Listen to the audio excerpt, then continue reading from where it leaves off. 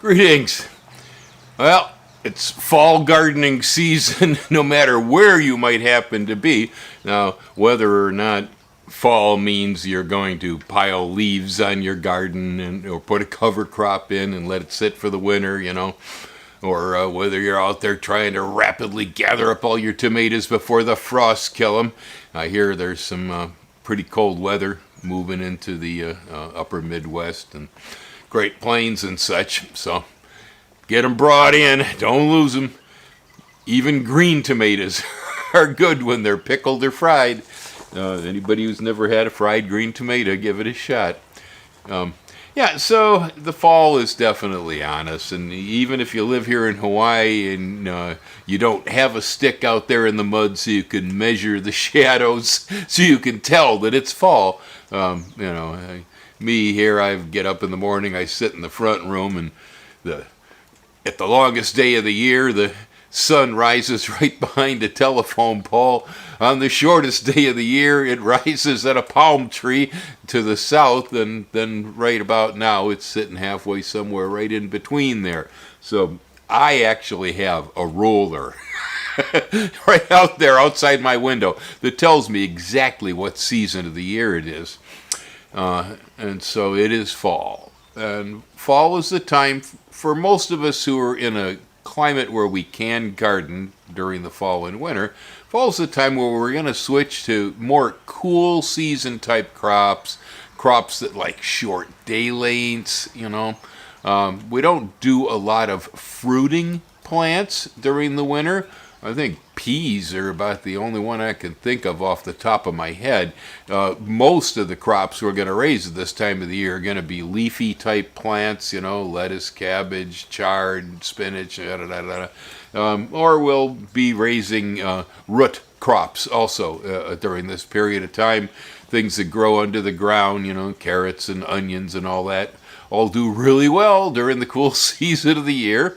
And I advocate seasonal eating from your own garden because I think if you rotate your diet across the seasons, it's much healthier for you. I'm still here, and I've been doing that for quite a while. So let's take a look at some of these crops. So kale, that's a winner. We got it right here on the table in the nursery, still have the plants. Chives, right next to it there, Dolores, that's also another really good vegetable crop this time of year. Now we also, though, have the onion seedlings are coming up. Here we have mostly Gabriella in this flat. Over here I have a thing called Red Rocket, which is a short day red onion. I had a request from Ellen to raise red onions, and you can see they're starting to come up here. It's good seed from Johnny's. It's that time of year where we grow lettuce for sure. Mine is almost ready to eat over here in this case. Right here, I also have a flat full of jicama. And so if you like jicama, it's the time of year to plant it. It should be about that big right now. You put it in the ground and it will make you a crop before New Year's. So I've been diligently working on putting in my fall and winter vegetables. Right over here in front of you, you'll see Chinese cabbage, romaine lettuce, broccoli, plain old European cabbages, and marigolds.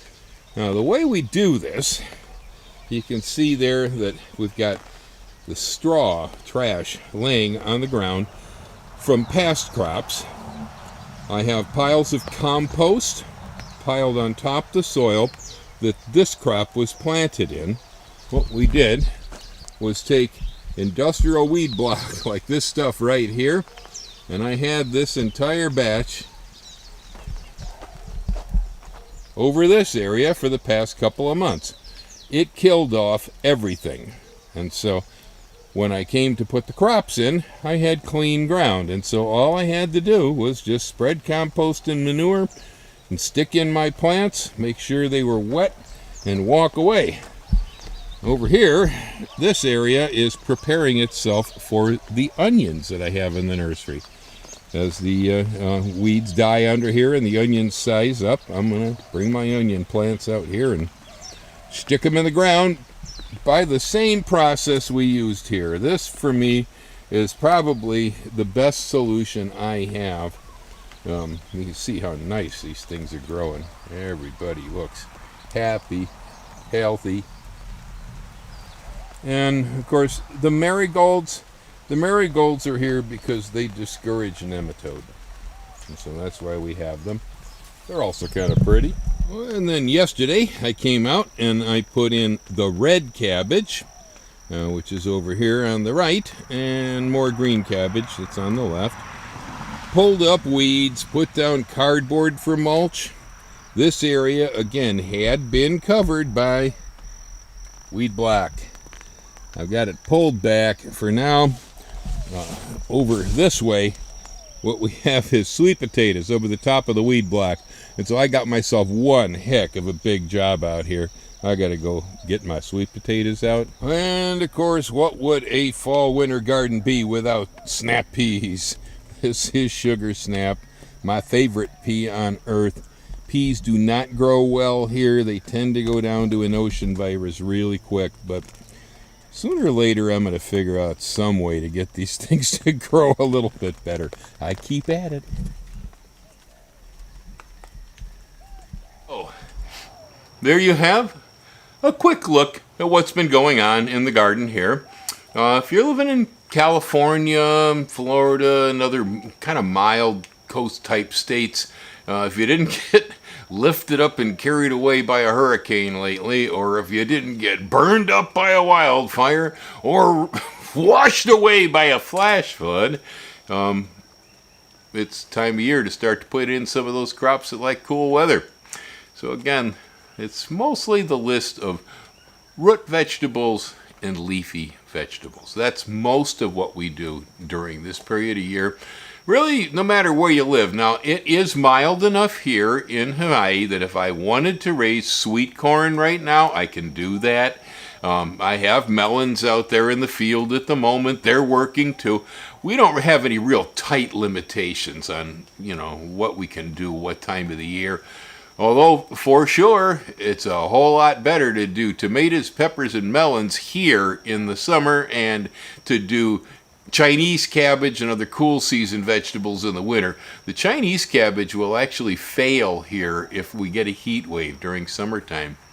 My goodness. Of course, a heat wave here is like, 90 degrees. Oh my goodness, it hit 90. We're going to die. Yeah, so it's very preferential towards winter weather. Easy in winter, hard in summer. Same goes with regular cabbages too, even though at my elevation I can grow cabbage and broccoli and such year round. I actually do better with broccoli all year than I do with cabbage. Heads are smaller in summer, bigger in winter. Aloha, I'll hang loose. If you got any soil left out there, think about the possibility of planting yourself a fall and winter garden.